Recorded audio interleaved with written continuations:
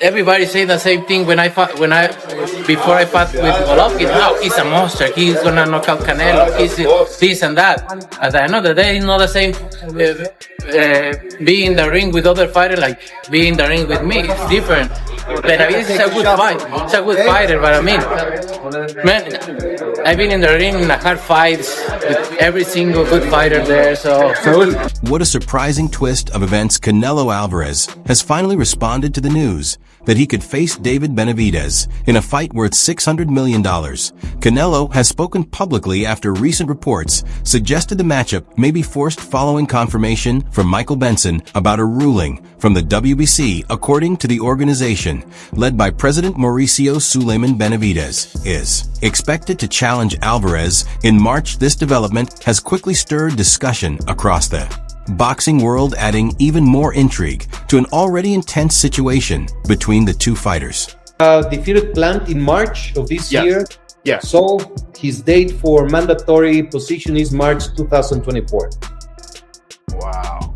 All right. So, but Canelo has the option to take that earlier. That's yeah. They can fight any. Canelo Alvarez is a legendary boxer whose name is closely tied to greatness, and he has built a powerful and respected reputation over the years. However, it now appears that he may have to face David Benavidez, a fighter whose skill and determination remind many of a young Alvarez, according to a post shared by Michael Benson. He said that David Benavidez will officially become Canelo Alvarez's WBC mandatory challenger in March, as confirmed again by WBC President Mauricio Suleiman. Although he did not specify exactly when the fight would be ordered, he suggested that Canelo would still be able to face another opponent in May. A headline that said that we know David Benavidez has been campaigning to get an opportunity to fight Canelo Alvarez. I saw a headline that stated that, Canelo Alvarez is going to be mandated, should he be victorious this Saturday. Obviously, that's putting the carriage before the horse. But if he's victorious this Saturday, does the winner of this fight inherit David Benavidez as a mandatory challenger? Benavidez is a mandatory for the WBC, and the date for mandatory is March. So the winner of the fight, if it's Charlo, he will decide if he remains in super middle, goes back to super welter. But I just concentrate. As it stands, the moment fans have been waiting for may finally be getting closer, as Canelo prepares for a potential matchup that has generated huge excitement among boxing followers. Last year, WBC President Mauricio Suleiman explained that if David Benavidez defeated Demetrius Andrade, he would become Canelo Alvarez's mandatory challenger. With the WBC's latest announcement, the pressure continues to build on Alvarez to give Benavidez an opportunity to compete for the undisputed super middleweight title. Until recently, many reports suggested that Canelo's next opponent would likely be Jermall Charlo. But Suleiman's recent remarks could shift that conversation, as he acknowledged that a fight between Benavidez and Canelo would be the most logical step forward. There are very few things that piss me off, contrary to what you would normally believe. I don't get pissed off at much, because most things don't matter that much, but I love the sport of boxing. I'm like, what about David Benavidez, the natural super middleweight, who's 28-0 with 24 knockouts, who's been begging for Canelo to get into the ring with him? Suleiman also confirmed that there is a real possibility for Benavidez to receive a shot at Canelo Alvarez, explaining that Benavidez is expected to confirm his mandatory status in March. He added that discussions between the two camps are already happening, and if Canelo fights in May, the negotiations are taking place within the same company, and they will allow them to continue talking before the WBC steps in, if necessary. At the moment, Canelo has confirmed that his next bout will take place on May 4th during Cinco de Mayo weekend against an American opponent. Although Jermall Charlo was once viewed as the most likely choice, David Benavidez, who is also American, remains a strong candidate. The final decision is still unclear, and it is not known whether Canelo will face Benavidez or if the WBC will intervene to enforce the mandatory challenge. Meanwhile, Canelo has ruled out any possibility of fighting Terence Crawford, despite the excitement that such a pound-for-pound matchup could generate after Crawford's impressive victory over Errol Spence Jr.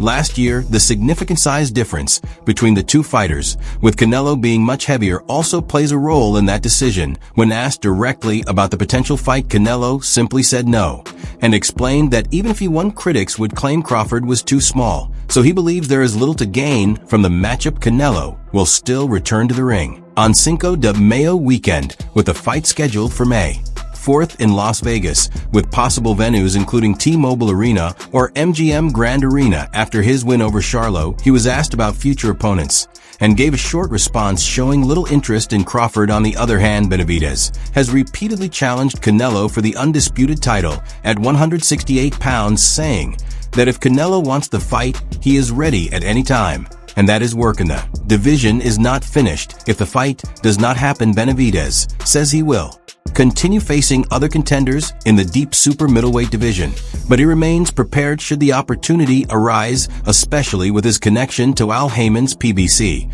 where Canelo currently has a 3-fight agreement. It's Canelo, man. You think Benavidez could beat Canelo? And any thoughts, a week removed from that Benavidez Plant fight? That's a tough fight. It's a tough fight because people just look at this matchup, but it's styles that makes the fight. And Canelo does a lot of things really well inside the ring, and he'll get up for a fight like that. He'll really, really get up. But Benavidez is the real deal. I mean, I love him as a fighter. Love him as a fighter. Fun to watch. Yeah, fun to watch. Very, very, very entertaining. I mean, I don't know where Canelo is at now. After didn't he come off of an injury? Yes. I don't know where he's at with that. You got to kind of see that. Benavidez young and in his prime. So it would be a great fight. It'd be a good bump, like you said. Yeah, I would love to see it. Another possibility is that boxing's biggest global star could one day face the man who many now consider the pound-for-pound #1, Terence Crawford. After Canelo dominated Charlo, Crawford posted on social media that a fight between him and Canelo would be the biggest matchup in boxing. However, Canelo quickly cooled the speculation, saying that at the moment a fight with Crawford does not make sense, and that he simply wants to enjoy the moment, even though the idea of such a bout would attract huge attention. Fans may have to wait before it becomes reality. Crawford is also an American fighter with connections to PBC, which leaves open the possibility that discussions could eventually happen. Meanwhile, promoter Leonard Ellerbe has shared his opinion on Canelo's future, saying that a fight against David Benavidez would likely generate stronger pay-per-view numbers than a potential matchup with Terence Crawford. Fun to watch. Yeah, fun to watch. Very, very, very entertaining. I mean, I don't know where Canelo is at now. After didn't he come off of an injury? Yes. I don't know where he's at with that. You got to kind of see that. Benavidez young and in his prime. So it would be a great fight. It'd be a good bump, like you said. Yeah, I would love to see it. He emphasized that pay-per-view success plays a major role in deciding whether a high-profile fight becomes reality. His view comes from a strong understanding of how the boxing business works, explaining that while a fight with Terence Crawford might be appealing from a pure sporting perspective, it does not compare financially to the revenue potential of a matchup between David Benavidez and Canelo Alvarez. Ellerbe explained that he knows the numbers and understands the business, and that the comparison is not even close, stressing that the discussion is not about who deserves the fight, but about which bout generates the bigger market value. To illustrate his point, he referenced the highly anticipated clash between Errol Spence and Terence Crawford, which, despite its importance to boxing fans, did not reach the pay-per-view numbers of other major events like Gervonta Davis versus Ryan Garcia. He also acknowledged that Crawford is one of the best fighters in the sport, but noted that talent alone does not determine the business side of boxing. He pointed out that although Spence and Crawford were two undefeated champions in their prime, and the matchup had been discussed for years, the biggest commercial fight during that time turned out to be Davis against Garcia. His remarks highlight the constant balance between maintaining competitive integrity in the sport while also making decisions that ensure strong financial success. Benavidez Canelo, and the many people want to see the fight. I don't know what's going to happen in the future. Hey, and how does it feel to be in the Hall of Fame, man? How does it feel to be? I feel great. I feel great after the many years of career. Yes. This is the last step to get the International Boxing Hall of Fame. I feel great. I feel very happy. Let me ask both. Do y'all feel like? Let me ask both of y'all. Do y'all feel like Canelo do y'all dislike that statement about not fighting Mexican fighters? Yeah, I mean, I feel like because there's a lot of great Mexican fighters, you know, that Canelo can make the fight happen. You know, I feel like it feels such for the Mexican people, bro. Why not all break bread each other? Why not? Let's make a big fight happen. We all get paid, and you know, we put on for Mexico. Many Mexican people want to see the fight Canelo Benavidez. I don't know. The people want to see the people that I don't know. The promoters needs to make the fight. By focusing on long-term planning and careful fight selection, Ellerby explained the complicated process behind organizing major boxing events. He pointed out that the business side of a sport plays a huge role and mentioned that the Spence versus Crawford fight produced only about half the numbers of Gervonta Davis's event, even though it was still considered successful. According to him, real experience in the industry helps promoters understand the market piracy issues and the many factors that influence the success of a pay-per-view show, and in the end it comes down to knowing how to manage those elements correctly. He also shared excitement about an upcoming boxing card on Amazon Prime, highlighting his forward-thinking approach to promoting fights and his commitment to choosing matchups that deliver both strong competition and strong audience interest. He explained that their team focuses on making smart and responsible decisions, even if some fans disagree, because every move is part of a bigger long-term strategy. Ellerby said they are not in the business of losing money, and while some promoters may not care about that, his team works carefully with a clear plan behind every decision. He added that he is excited about the Amazon Prime event and believes it will deliver an entertaining night of fights, even if it is not a lineup filled with only superstars. In terms of business value, he made it clear that if the question is which fight would be bigger, the matchup between Canelo Alvarez and David Benavidez stands out as the much larger event. At the same time, legendary Mexican boxer Juan Manuel Marquez has also shared his views, saying he would like to see Canelo face Benavidez in the ring as soon as possible. If they fight, what do you think? I think it's a really, really good fight. Like I said, I'm a Benavidez fan, so I think Benavidez could have the edge because he's bigger and taller, but Canelo's a great fighter, so I don't know. It's good for boxing. It's going to be a big one. It's great. In another interview, Juan Manuel Marquez explained that Benavidez has been the official challenger for more than a year and believes the most logical step is for the World Boxing Council to strip Canelo of the title. If he refuses to face him, he said the fight could take place in May or September.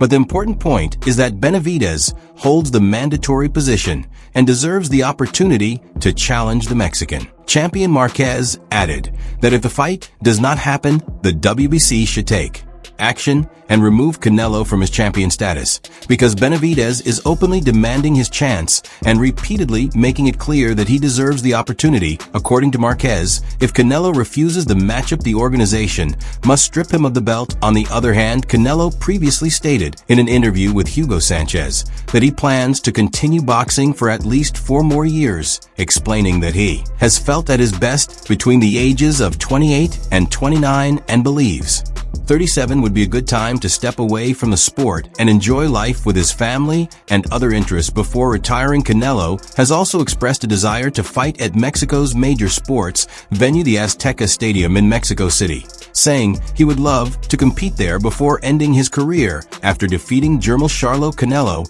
also said he plans to return to the ring on May 5th and is willing to face anyone, stating confidently that no one can beat him. Another interesting perspective comes from former champion Shane Mosley, who once fought Canelo and witnessed his early talent. Mosley now believes that David Benavidez has the potential to put on a spectacular performance if he ever faces Alvarez in the ring. We'll see. We'll see. We 100% focus on this fight, but everything is possible right now. So is the plan to go back-to-back with the brothers? You said no up there, so that's not the plan? It's not my plan. Right now, I'm focused 100% in Jermel, but you never know. In a recent discussion with Fight Hype, Shane Mosley broke down why David Benavidez is such a dangerous opponent for Canelo Alvarez. He highlighted Benavidez's recent victory over Dimitri Bivol and praised his relentless fighting spirit, mental toughness, and overall mindset, calling him a beast not just when he's fighting, but all the time.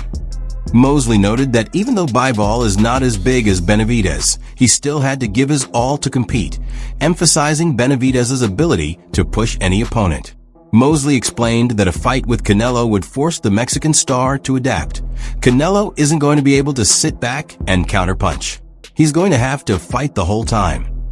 He added, "It's going to be a great fight. I'm not saying Benavidez will walk through him like he did Bivol, but it will be competitive.